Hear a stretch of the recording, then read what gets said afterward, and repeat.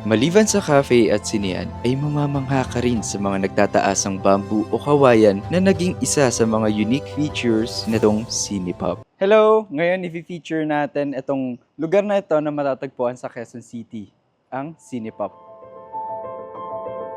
Sa kabila ng mga nagtataasang establishmento at napakaabalang mga daanan sa parteng ito ng Cubao, Quezon City, ay may nakatagong mapayapa at tahimik na lugar.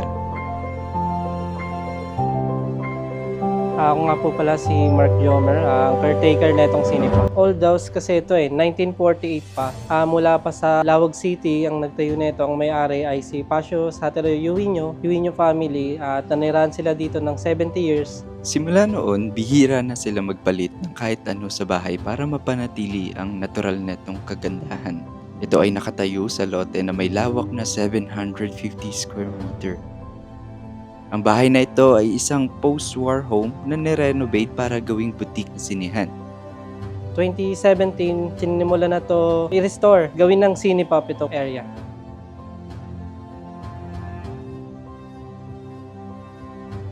Hindi naman gano'ng maigpit ang Cinepop. Kailangan muna may abiso pag gagamit ng mga ibang area, kagaya ng sa cinema, ginagamit madalas yun sa photoshoot or private screening. Ang konsepto ng bahay na to ay hango sa wabi-sabi sa Japan na ang kahulugan ay the Japanese art of finding beauty in imperfections. Kaya mapapansin nyo na wala gaanong mga matitingkad na kulay at mas hina-highlight nila ang ganda ng imperfections at nature. Maliban sa cafe at sinehan, ay mamamangha ka rin sa mga nagtataasang bamboo o kawayan na naging isa sa mga unique features nitong Cinepop.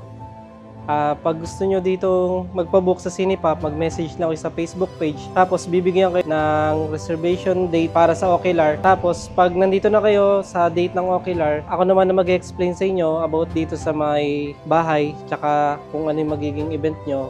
Ako rin yung makakasama nyo sa araw ng event. Ang Cinepop ay hindi open sa public kaya kailangan mo magpabook sa kanilang Facebook page ng inyong araw ng pagbisita. Salamat at hanggang sa muli, Cinepop.